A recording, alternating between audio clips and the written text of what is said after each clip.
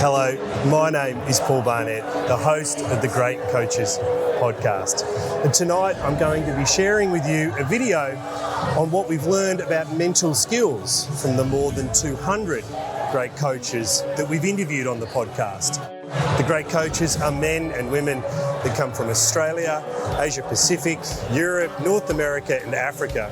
And they've won Olympic medals and championships on the national and world stage. And their insights are timeless and universal. Some of the video I'll be sharing comes from my Zoom interviews with them, so it's not always great quality, but the content is always outstanding.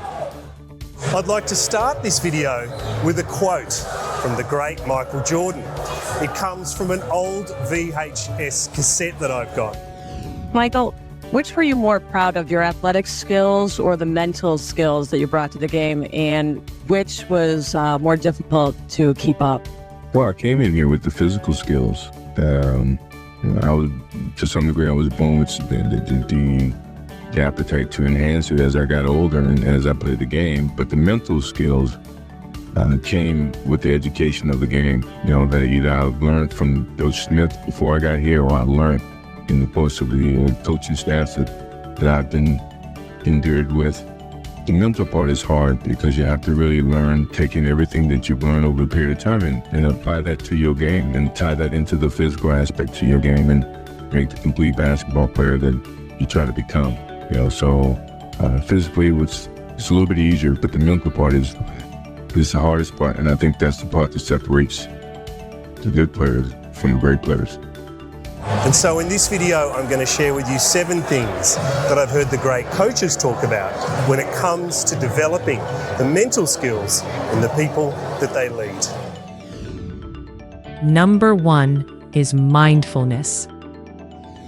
Julia Price is a cricket coach, and she was the first female to coach in the men's Big Bash League here in Australia. When we interviewed her, it was just after the COVID pandemic, and she talked to us about the way she had used mindfulness training with her team when they weren't able to meet face to face, and how it had helped them prepare for the times when they would eventually get together again. Here's Julia. Then what we started to do this year, we went on to Smiling Mind, and I've got them starting to do little mindfulness exercises and starting to feel like in the moment a little bit more. Stop thinking too far ahead. Like, what are you doing right now? What's happening with that? So, and a few of them have come back and they've absolutely loved it. They thought it was the best, but it's something quick that they can do. You can do a 3-minute, mindfulness session, before you go and start cooking dinner for your kids or whatever. So the girls found that one really easy to put in play. We've also done a little bit of meditation as well, and we've done heaps of PDs and readings. Justin Langer's a big one for all that sort of stuff. So that was also good about how do you relax and, after a game, how do you, you're really wound up, you've got to play again the next day. How do you stop thinking about what you did wrong in the game or all those sort of things. So the meditation again is also about relaxing and switching off, and then you can start to lessen that and do that in between overs and then in between balls, and then it suddenly becomes part of your life constantly.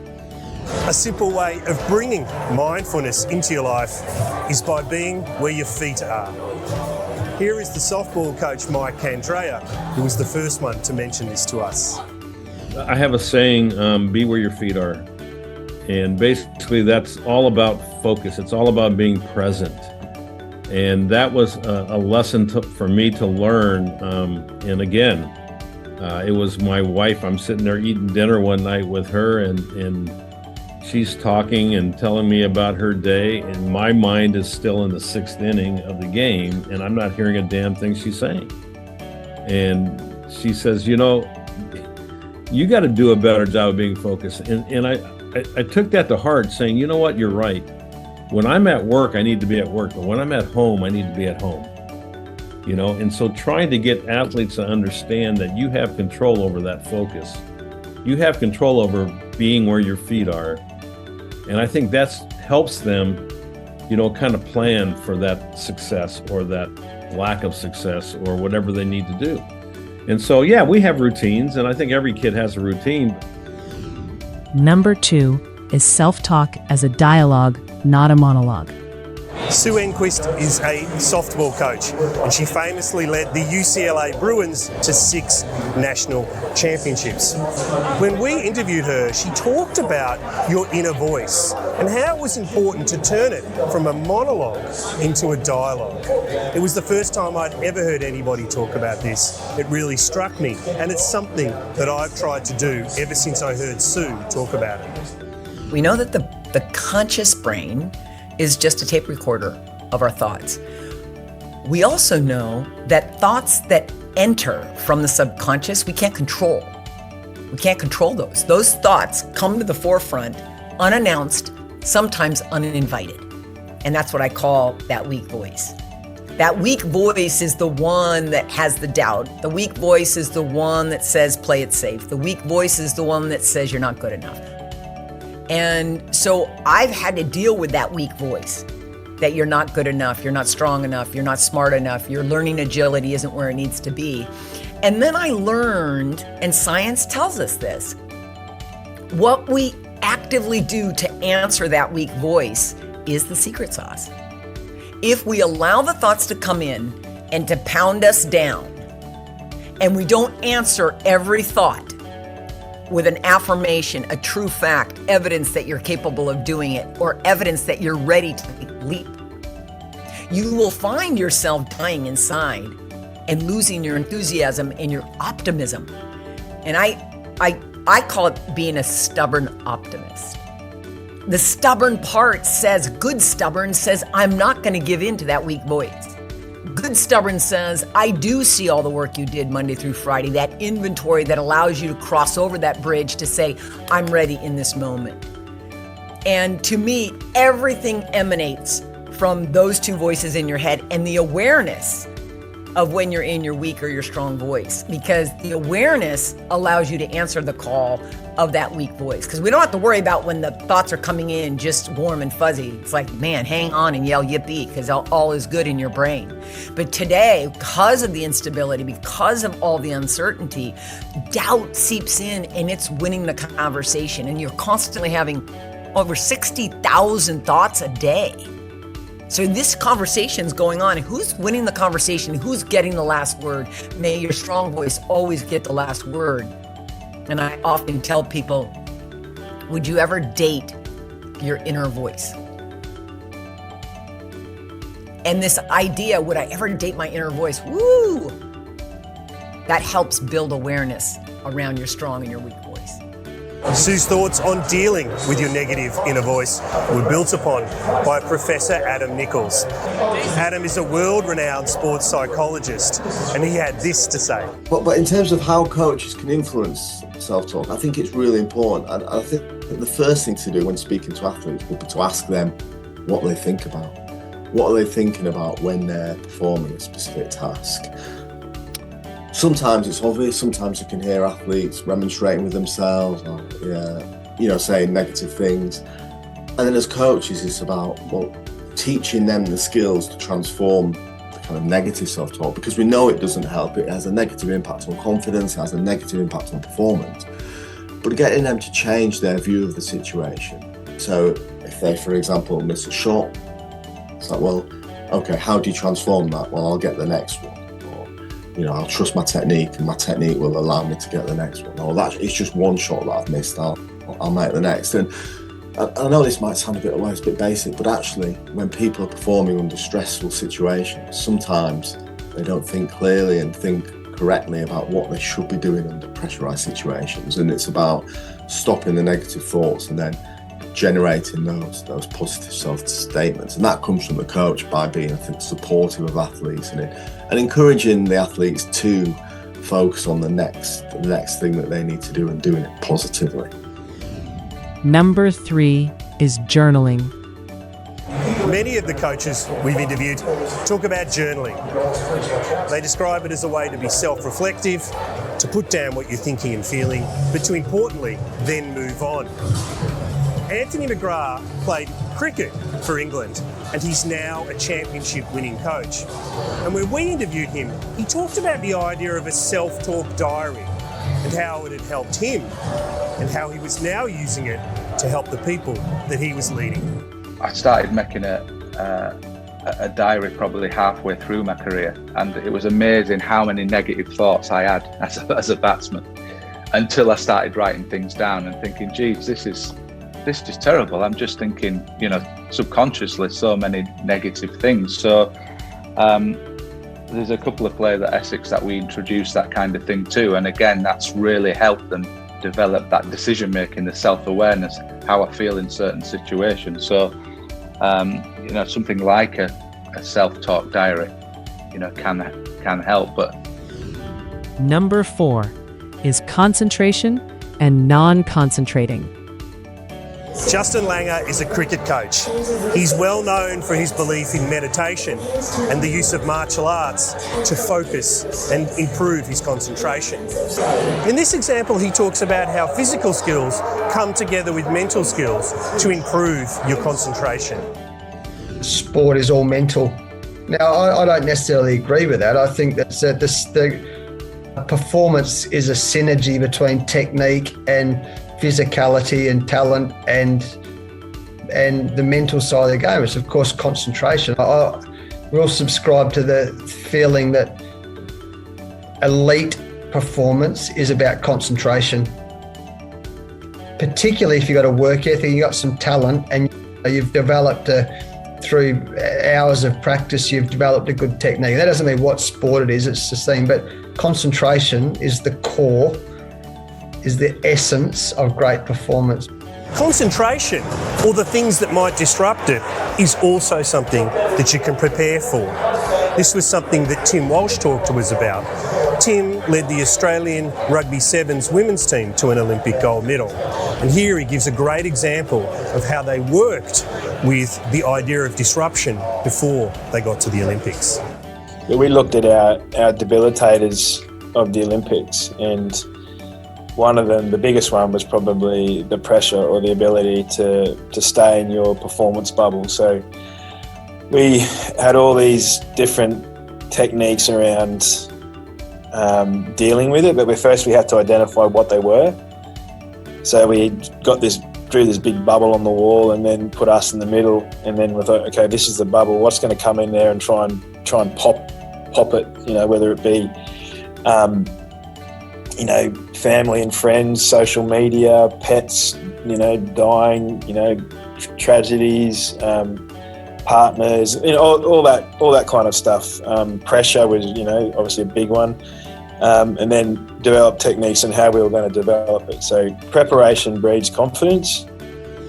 The other side of concentration is that it's important sometimes to take a break from it, to put your mind in idle so that you can refocus and sharpen it again. Here is another cricket coach, Adam Voges, giving an example of how he uses this idea. I think it is pretty unique in cricket in terms of that idea of having real laser focus for small periods of time, and then the ability to then switch to idle or to neutral before then having to switch back on again. And I guess the idea of that behind that is our ability to concentrate for any real length of time with super focus is limited. And if you want to try and bat out the middle for 6.5 hours in a day, that idea of being able to switch on and switch off is really important. And I guess for non-sporting people, I guess the first thing I would talk to them about is, can we identify what does it actually look like when we are really focused? What does that look like? And then what does it need to look like to be able to switch the brain off? And I know in Shane's book, and speaking to a number of players, they would get songs in their head. They would be singing songs to themselves in between deliveries. I know guys who were doing house renovations and were thinking about which wall they were going to knock out or what they were going to do somewhere else in the house, just to keep their mind a bit more neutral before then the bowler gets to the top of his mark and he uses his cues to switch back on and really focus. And probably identifying what that looks like, and then finding routine in the way that we try and get into those states of mind of full focus, or putting ourselves back into neutral. Number 5 is visualization.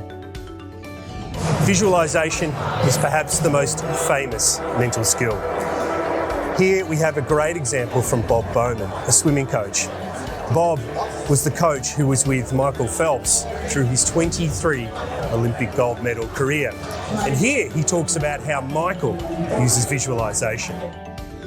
Michael would not only visualize the race, the ideal race, he would visualize scenarios in which the race didn't go the way he had planned. Somebody went out faster than he thought. He missed a turn. Something would happen, right? And then he would use that to formulate a plan if something happened, what he would do to correct it. And I thought that was very powerful. And listening now to a lot of sports psychologists or people who are specialists in this field, that's a very good perspective to have, because things don't just always go the way, you can swim your race the way you want to swim it, but other people are in there swimming and there is a dynamic that you don't always understand. So having a variety of scenarios sort of programmed in your brain is a great way to be prepared for what happens, anything that could happen. And that's what Michael would say. He was like, I would visualize the way I wanted my race to go, the way it could go, and what would happen if it didn't go the way I wanted, all the ways it could go. And I thought that was very good. And I try to encourage people to do that as well. Number 6 is failure recovery. An interesting idea we've heard from other coaches is about a failure recovery plan. The idea being that failure is going to happen, so you might as well plan for it and think about what you'll do when it happens and potentially distracts you. Here is an example from the rugby union coach Andy Friend on what he talks to his team about when it comes to thinking about a failure recovery routine. We go back to the error part. I reckon the error part is a really key one. You make an error. What I want you to own it. First thing, I want you to own it. So put your hand up and say, sorry guys, that was me, that was on me. Second thing, what I want you to get out of the moment. How do I get out of the moment? Look up at the scoreboard and say, only 5 minutes gone, we've still got another 75 minutes of this. So you take yourself out of the moment, you're not staying there. 75 minutes left. And then the third thing is, and now you reinforce the next thing you're going to do. So in the next 75 minutes, boys, I've got your back, you've got my energy, right? Next thing I do is the best thing. So you've owned it, you're taking yourself out to give yourself a little bit of breathing space, and now you put yourself focusing on the next good thing you're about to do. And if you can train people to do that, all of a sudden the error is the error. Doesn't matter. We get on to the next thing, we're okay. But how many people make the error and then that sits with them for the next 75 minutes? Number 7 is sharing. The last mental skill I want to talk about is sharing. And it comes from the mental skills coach, Gilbert Anoka, who was with the New Zealand rugby team, known as the All Blacks, for 23 years. And I think his words on sharing here are so important and can be applied to any aspect of life. People think vulnerability is soft, but it actually takes more courage to express vulnerability. It's certainly not soft. And the more I have ventured into the high pressure and high performance environments, the more I've understood it. I actually think it's the golden egg, actually, inside any environment. And you've got to get the understanding right first. So the understanding is that information doesn't lead to transformation. So I can put information in front of you, but you won't get a shift in people unless something happens internally. So you need an internal shift before you get an external shift.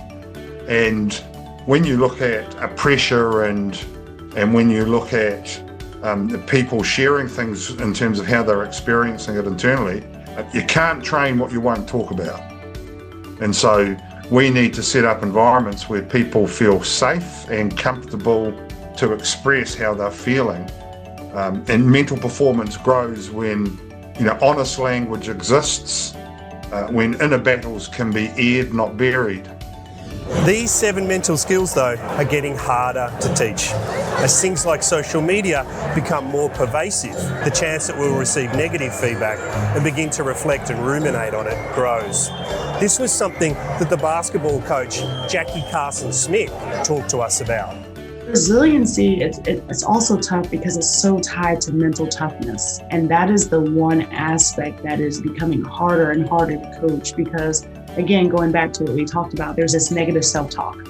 And there's all these influencers. You know, if you think about the generation of players that are coming through, you know, the playing ranks right now, they have so much more access to people who can influence them in so many ways, through social media, through internet, through, you know, there's so many people that can get a hold of them. And they allow their opinions to matter more than the people whose opinions truly matter. You know, so the resiliency is they got to find a way to block out the noise, focus on the goal, focus on the process, and just develop a mental toughness. The mental toughness part is the most challenging thing that you can do to maintain resiliency, because again, you have so many factors that can come into it that are damaging and can quickly, you build all this mental toughness, and in 1 second, one game, one instance, it can all be snapped. Like many things in leadership though, if you can role model it, you've got a better chance of influencing the people that you're leading. And so when it comes to mental skills, we have this great example from Gareth Baber. Gareth led the Fiji Rugby Sevens team to an Olympic gold medal. And here he talks about his journey with mental skills. After that first year and trying to get some degree of consistency around performance, I have a mental skills coach, and I've worked with a mental skills coach actually in Australia, an Australian, and works for a company there. And the challenge was consistency. And we worked out that we had talent, but again, going back to the personalities of the individuals that we were working with, there was varying levels of, if you like, of where that personality sat and their ability to mature and take on the information, and most of all, create focus in the ability to perform. And that's not, you have to win the gold medal every time you play, but how can you have a consistency in performance? How do you get that into an individual and then collectively move that on? So we did, certainly in that first year, we introduced a lot of mental skills, and those were generated around focus, attention. And one of the biggest things that we did is we delivered it through me. I had a relationship, as I've talked about, with the players already. And I'd done it in how I always thought I would want to be coached, in an environment where I wanted to give them some empowerment, but there was accountability that came with that empowerment, and build relationships with them. But equally, I wanted to take them on a journey towards what I knew they were capable of in terms of delivering above and beyond their potential, of what they recognize as their potential. And a lot of that was down to do with mental skills and a consistency of a program around them, which delivered daily habits and standards around being a professional. I hope you enjoyed this video on mental skills and found a couple of ideas that you can bring back to the people that you're leading for application, or at the very least, discussion. If you like this video and you're looking for more ideas on how to improve your leadership or the performance of your team, check out our website, thegreatcoachespodcast.com. There we have loads of material, all of it free and ready to apply to your teams immediately.